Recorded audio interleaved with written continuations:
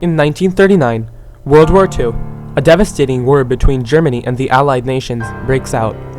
After 6 years of bloody warfare, the Allies finally win.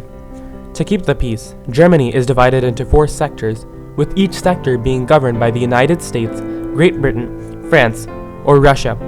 However, the alliance which had won the war would soon tear itself apart. Since 1945, Berlin, Germany's capital, had been surrounded by the Soviet-occupied sector of Germany.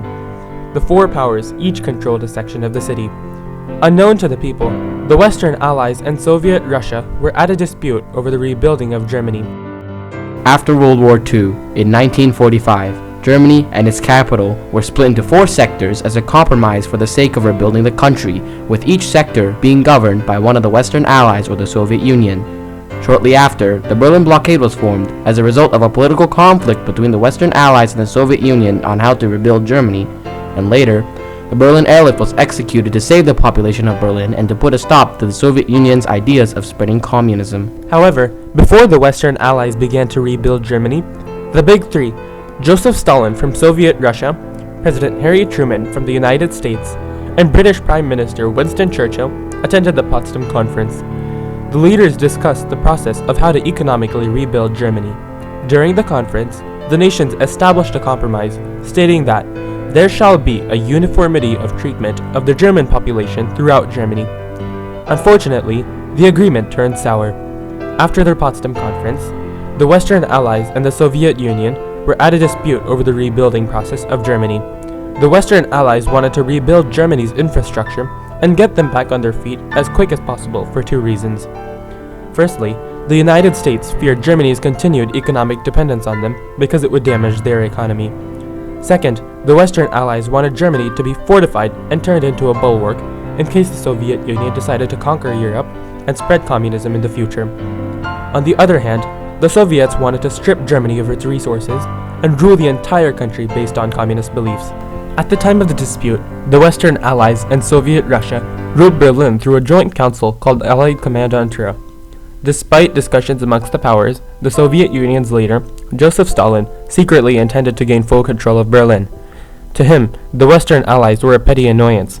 Additionally, with the Allies still in the Kommandantur, Stalin could not rule a sector based on communist beliefs. As fuel for his motivation, Stalin suspected the Western Allies were determined to overthrow him and relieve him of his rule in Germany. Unwilling to comply with the Western Allies' ideals, the Soviet Union withdrew from the Allied Kommandantur on June 16, 1948. Following the Soviets' withdrawal, the Western Allies created a new currency for Germany called the Deutsche Mark as an effort to restore Germany's economy. Following suit, the Soviets also began producing Deutsche Marks for their zone as well. However, strategically, the Western Allies were one step ahead of the Soviets. Fearing that the Soviets may underdistribute and mint Deutsche Marks, the Western Allies smuggled in 250 million Deutsche Marks for the citizens of Berlin. When the Soviet Union discovered this, they planned a counterattack. On June 23rd of the same year, the Soviet Union isolated Berlin from the rest of Germany, thus beginning the Berlin blockade. Berlin, a city still recovering from the World War, found itself in a precarious state. With their supply lines cut off, many of their citizens are fighting hunger and sickness due to shortage of food and medicine.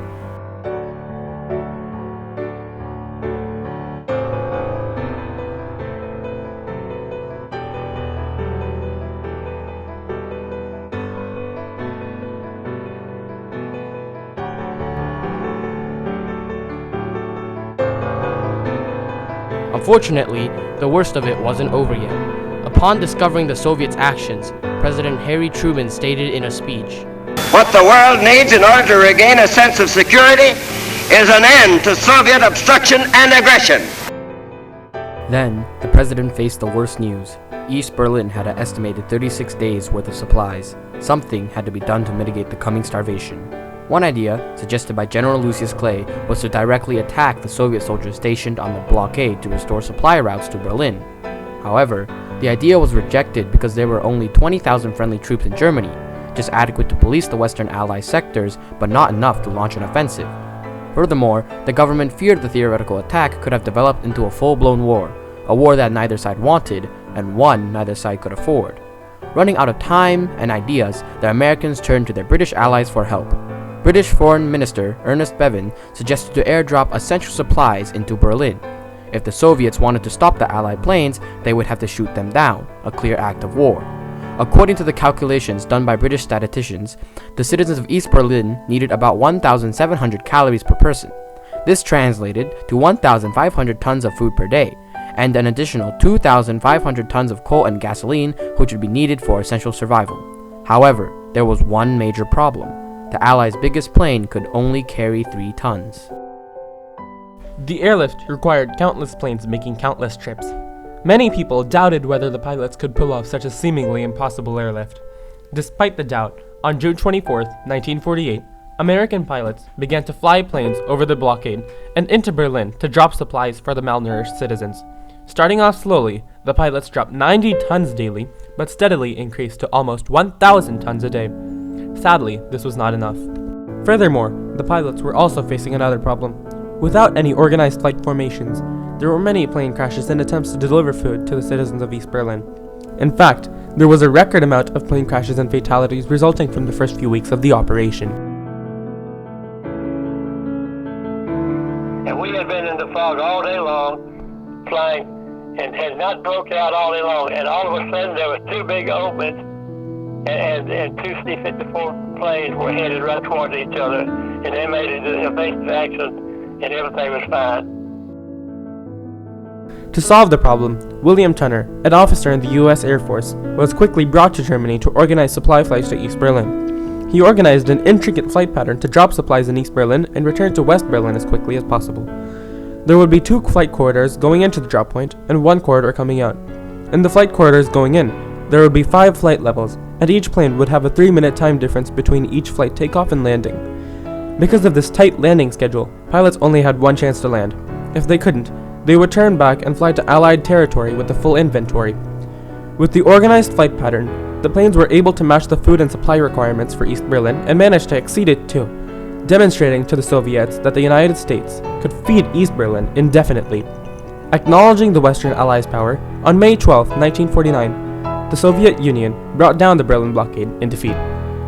After the removal of the Berlin blockade, the Allies formed the North Atlantic Treaty Organization as a military force to counter any further military campaigns by the Soviet Union. This resulted in another conflict, the Cold War, one of the most recognized wars in history. Unfortunately, like a chain of toppling dominoes, what the Berlin blockade set off only got messier.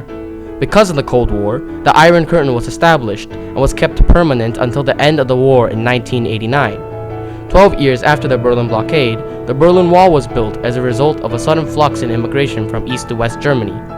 The wall would remain in place as a border between the two until its destruction in 1990. The Berlin blockade and airlift also aided in the prevention of a communist Germany.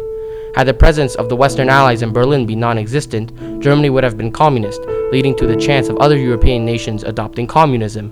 In 1951, a monument at Tempelhof Airport was constructed and were duplicated in Frankfurt am Main and Shell.